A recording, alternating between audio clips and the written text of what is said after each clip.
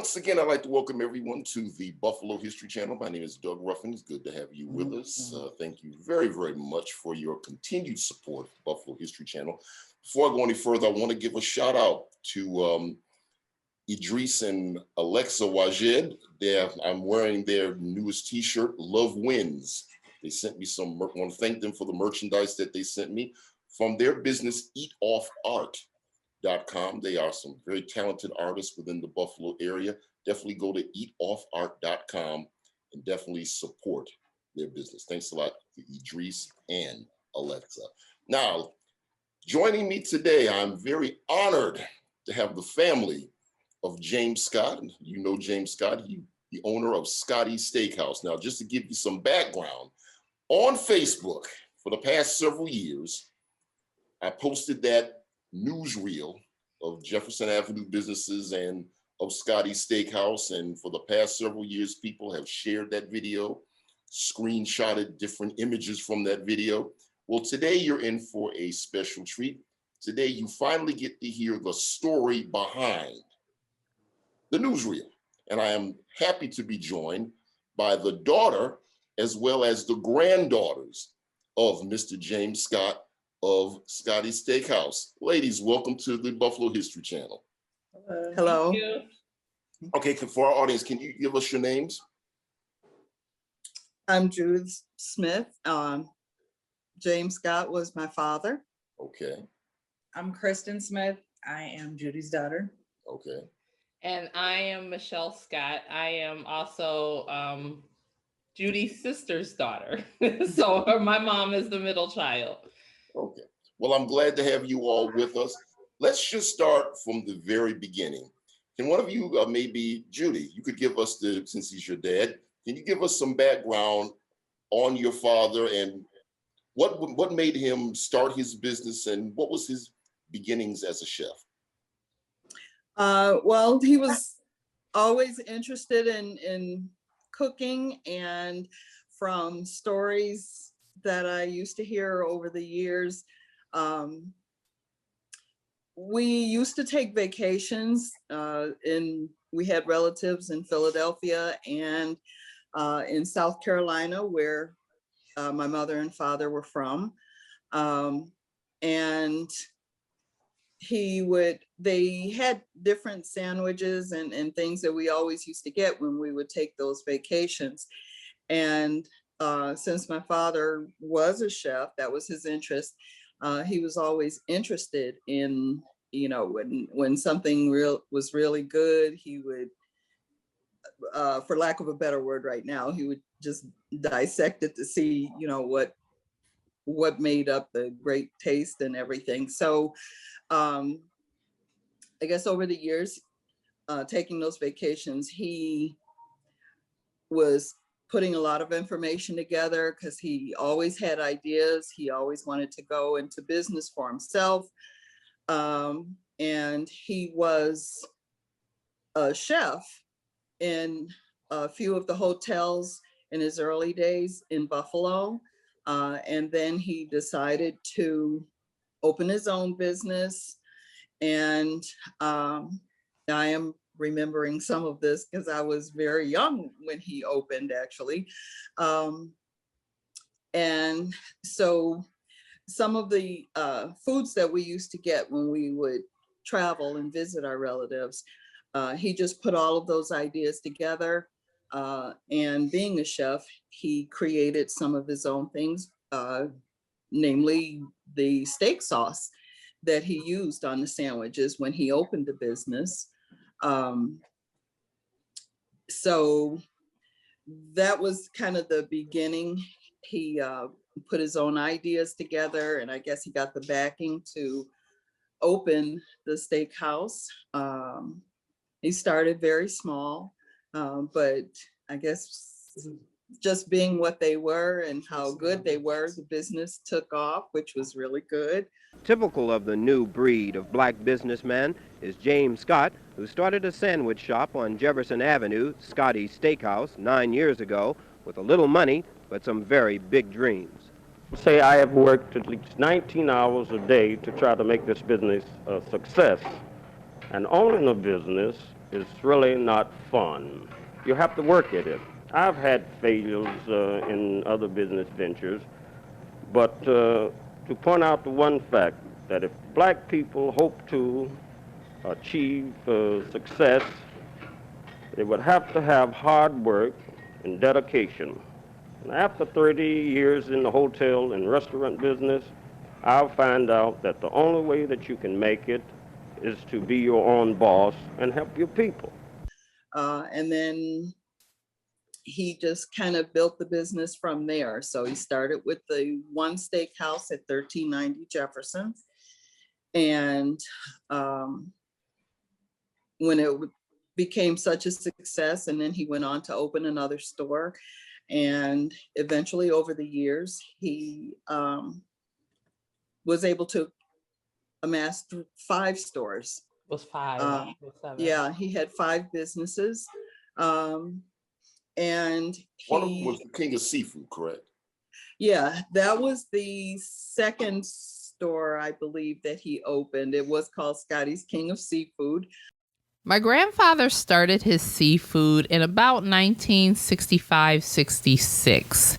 And he started it because the woman who owned the building, Mrs. King, had decided to sell. She was ready to retire and get out of the business.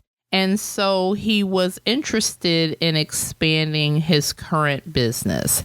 At the time, he had the first Scotties location, which was located at 1390 Jefferson, and her seafood restaurant was located at 1384 Jefferson. And so he bought that seafood from Mrs. King, and that is one of the reasons why it was called Scotty's King of Seafood, because he decided to pay homage to Mrs. King by continuing to keep the name that was originally on the business and then adding his name so people would know that it was in relation to Scotty's Steakhouse, which sold the steak hoagies. In the seafood, he sold items like the fish whopper and the chicken whopper, which was pretty popular back then. Out of our 3 sandwiches, that was the most popular. My grandfather didn't really know at the time to trademark a name. And so he lost the name and turned that sandwich into what would later be known as the Stopper. But the seafood was a very interesting place. I would say it was in the 80s, early 80s, that the location at 1400 Jefferson became available, and he decided to purchase that location, which previously housed a restaurant called Henry's. So many people who frequented the Jefferson area would know about Henry's Burgers. I mean, I remember being at the steakhouse and going next door to Henry's to get burgers before we went home, even though we sold burgers, which, is really strange now when I think about it. But, we were supporting businesses in the community.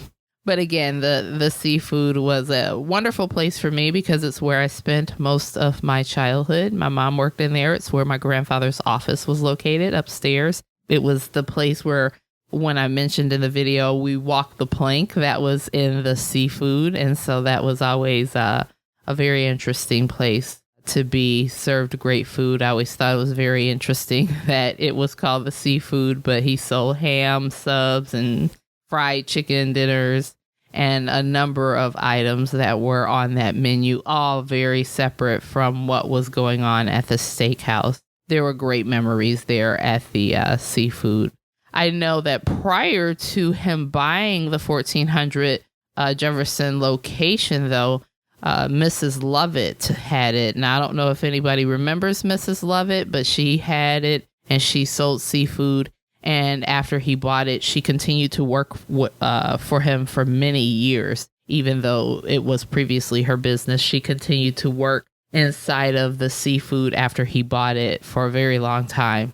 It was after my grandfather passed away in 1986 that my mom decided to downsize. Of course, we know the 80s, and there was a lot of economic downturn, and so business was not as great anymore. And so that's when she decided to close that location on Jefferson Avenue. But the seafood for some people was just as important as the steakhouse. The other businesses were primarily steakhouses that he opened in various locations. And they were like his life. He put his heart into those businesses to make them grow and be as successful as possible. And I believe they were over like 23 years. He was, he really poured his heart into those stores to make them successful. Michelle, would you like to add anything? I think Judy covered most of what I don't remember. Of course, my recollection of it is quite different because by the time I came along, it was, everything was a go by then. So what I remember of it was in its later years. I have memories of being at the steakhouse, and Juneteenth was on Jefferson Avenue, and we would sit in the steakhouse and get to celebrate Juneteenth right there.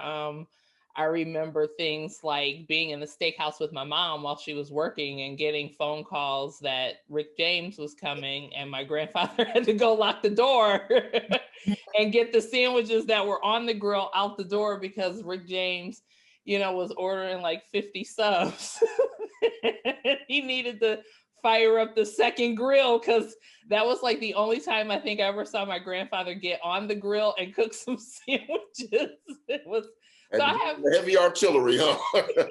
Yeah, Rick James was definitely heavy artillery, Hey, if the man himself, if the founder of the shop has got to get on the grill, it's got to be something important, right? It would be, I can remember that one time it was him and my mom on the grill, and I was just kind of sitting there. I was a child. I didn't know any better. I was just kind of taking it all in. But of course, thinking back to the fact that I'm like, oh my God, I met Rick James, Those were the things that I remember again about the steakhouse, being there all day with my mom because she was kind of in there cooking for a long time. And then I think years later, she started doing a lot of the back end business stuff.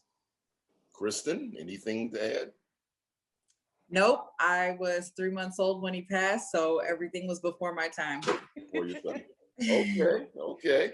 Kristen's more involved now with us, really. So she, myself, her sister, who also she's a COO currently of a business in Dallas, Texas. So that's she is over Pangea Dallas, which is nice. So she has a lot of restaurant knowledge, I'm sure more than any of us do. Like I said, my knowledge is more based in the historical context of the steakhouse, and some of the business things that I know from my own personal businesses. But Erin, she's definitely going to be our our business motherboard, as we can call her. She's and then my cousin Kelly, who is the oldest granddaughter, who lives in California, she's also going to be involved in the reboot of the business.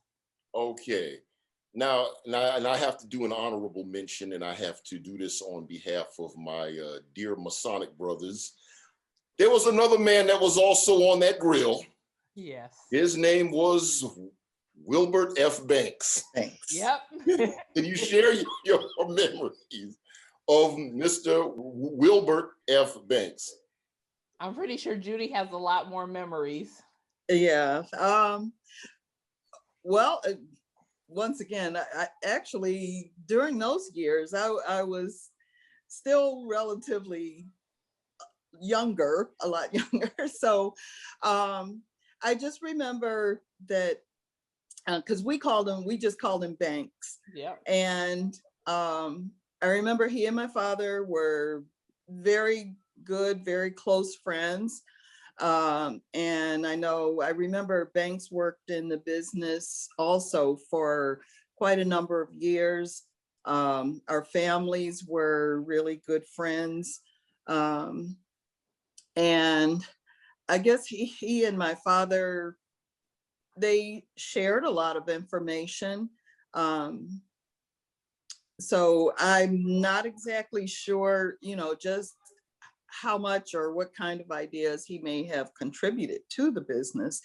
But I just remember he was one of the main faces, when I would go down and I would be in the store, and, listening to my father talk, and conversations, and they just had a really good friendship over the years, I remember. And actually that's about as much as I remember. Also. Okay. Michelle, when we talked, you said there was a certain path that you had to take to get into the store, get to the back of the store on Jefferson Avenue. Yes. So I was telling him, Judy, I don't know if you recall, when we would go up to Daddy's office, I called it walking the plank, because there was that in the back of the seafood, how we would go through the cut kind of and go down those stairs, and it was kind of very moist and very scary, almost like Freddy's boiler room, kind of reminiscent.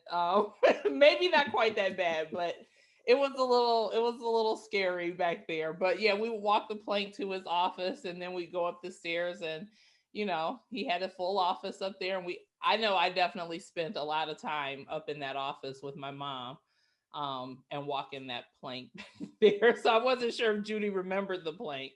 Oh, definitely. Yeah. Walked that plank for a number of years, actually, when we would visit, because if Dad wasn't in the store and anybody had to say, well, he's in the office, then you knew you had to walk that path and walk that plank and go up the stairs to find him. But that goes back to, like what I said before, because he spent a number of hours in that office, going over everything. He was just really dedicated and trying to come up with new ideas, of not necessarily ways to change the sandwiches, but just even ideas to add new things, new items to the menu, to offer the public. And that's just how he was. He was always creating things himself, to try and improve the business. And that's just how he was. But getting to that office, yeah, it was a real trip, and it was scary. But that was like his second home. So it was. Yeah. What were some of the locations that he had around the city of Buffalo? And I know there was the one on East Delavan. Yes, he had the store on Delavan. Actually, I believe there were two stores on Jefferson. I believe, because it's been a number of years now, I believe he had one on William Street. Yep, William and Jefferson. And then the seafood business was also on Jefferson Avenue.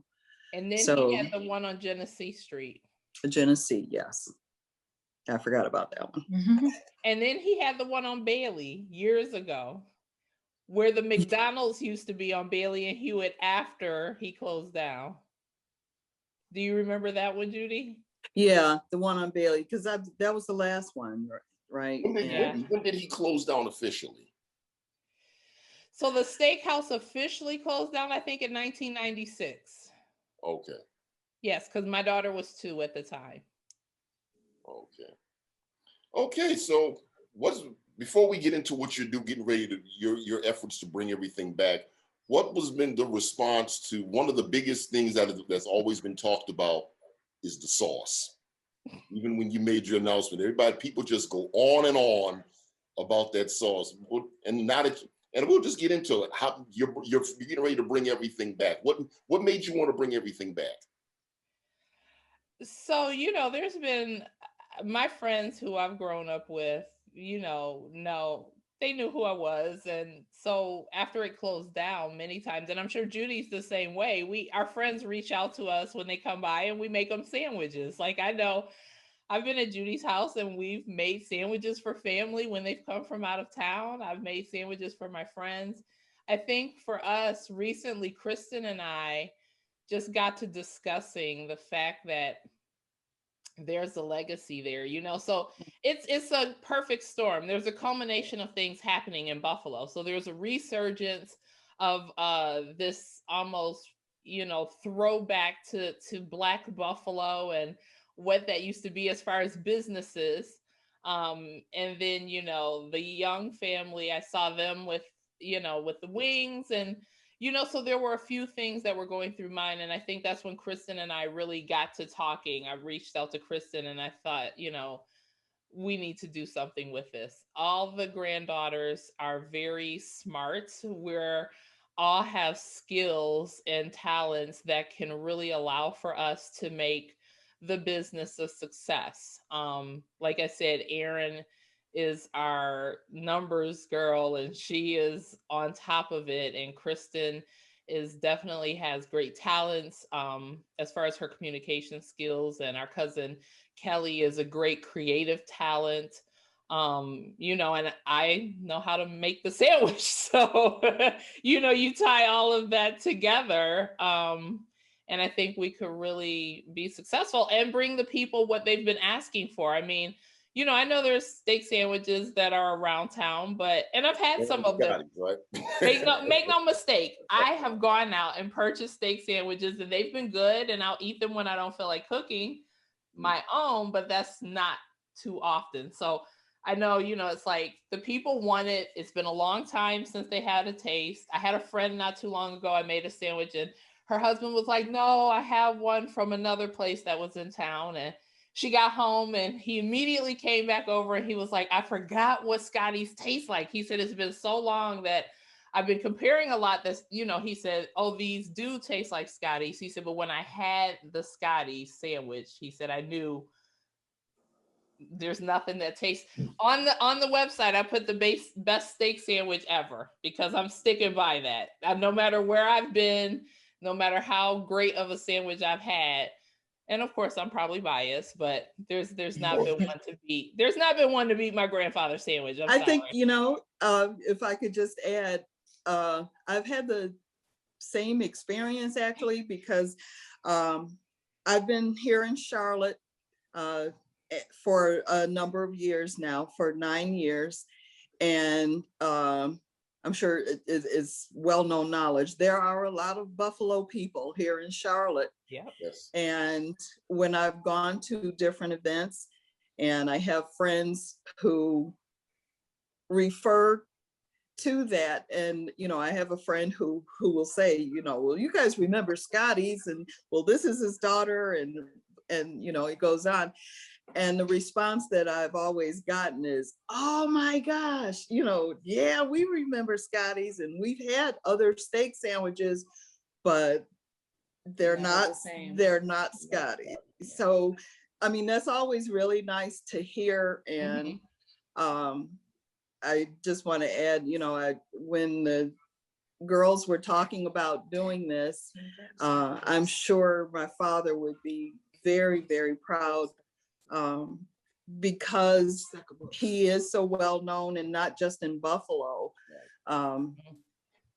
It's really a tribute to his legacy, because it has been a number of years, and so many people, and not just in Buffalo and Charlotte, but in other places that I was really surprised to hear about, because I still hear people talk about it, you know, talk about the sandwiches. And you're right, they always talk about it's that sauce, it's something with the sauce. And well, like I said, you know, he would just be, my father, I'm sure, would just be very proud of his granddaughters. So. Okay. And one of it, I want to bring the other granddaughter in here and just Kristen, and just ask, how does it feel to continue? Give us your thoughts on having the opportunity to continue your grandfather's legacy. I'm really excited. Honestly, I felt for many years that I wanted to kind of find a way to bring it back, because I feel like for all the work that he put in and for everything that he did, for it to just kind of, you know, die down and then just be a thing of the past, I think was, there's too much there for it to just be something of the past that was just, you know, absolutely Yeah, I felt like everything he built and created was worth bringing back, and that's part of his legacy. And I think it's, you know, what he would have wanted, something that could far outlive him. And now I think is like the perfect time. Like I said, I wanted to do it for years, but it just never really was the right time. And this now with Buffalo having its little renaissance,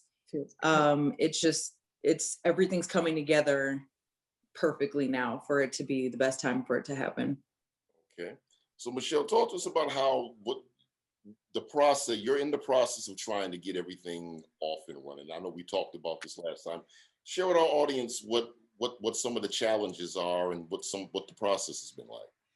So right now, I know Kristen and I were talking yesterday, and I'm sure this is going to be a continued conversation with us, Kristen, about finding a location, really working out the details of what that looks like, for a lease, working out the details of getting all the licenses and the permits and all of the things, right? I think all of us have to get like Safe Serve certified, or Serve Safe, I think it's called, actually certified. So there's just some basic groundwork that we need to lay to really start the business again with those foundational steps. I know right now we are in the thick of writing a business plan and really trying to coordinate some events for key people to come out, taste the sandwich, because there's always that question that people have: does it really taste like Scotties? And of course, anybody who's had them, I'm sure when Judy's made them or when my friends have had them, once they taste them, they're like, oh yeah. You have a video on your Facebook page about yeah, the one I posted on my Facebook page not about a week or so ago. So really getting key individuals out to try the sandwich, and then really just raising awareness from there with some pop-up sales really is what we're looking to do. And just start to get the word out there and let people get a taste of that sandwich again. Yep. So we can really ramp up the anticipation for the opening that we're continuing to work on.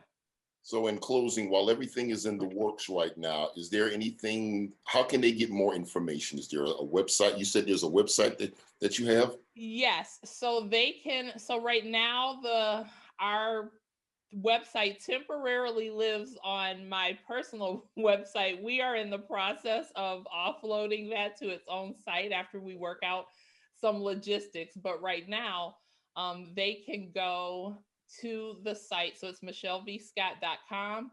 And there is a tab on that site called Scotties Steak Hoagie Revival. And they can click there and they can join the newsletter. And via that newsletter, that will keep them updated on the progress that we are at as far as like where we're at in the process, and keep them updated on that information. And it will also keep them updated on the pop-up sales that we're having, because Facebook was overwhelming. So it's a bit difficult to manage. And so being able to control that via our email list is much easier for us to manage. So people, when they opt into, again, that newsletter, that is how they'll be abreast of any type of pop-up sales that we're having, or anything like that. That way we can really provide the best customer service possible by being able to be very organized in that way. So if they want notifications about that, they can feel free to visit that site. I remember you first put the word out there and everybody went crazy. Yes, I woke up, I told you, I put it on, and I just put it out as I've always done for my friends who, I was like, I'm going to have some free time coming up because I never have free time. And I was like, you guys have been asking for sandwiches. I told you I had 37 friends the day I posted it. I now have 420. Which for some people, they'll be like, that's not a lot. But when you go from 37 to plus 400 within a day or two, it's a little overwhelming at the amount of, just information coming your way. So. Okay. Yeah, the idea was to start small, because initially we were Michelle and I had already talked about kind of getting everything started again. And so it was going to be like okay, well, put it out to friends, sell some things and try to start to raise money. And then when she called me and told me what the result was of her post, then it was like everything kind of took off much faster than we thought it would. Yeah, much faster. So. But that's a blessing, right? That's a blessing. Absolutely. We'll figure it out as we go. Mm-hmm. Okay, well, ladies, so for the audience, I mean, this is still a work in progress, and hopefully by the time this is posted, everything will be further along. But it was wonderful to have all of you join us for the Buffalo History Channel. It was wonderful to reflect on the legend of Scottie Steakhouse. Absolutely. Thanks for having us. Well, thank you very much.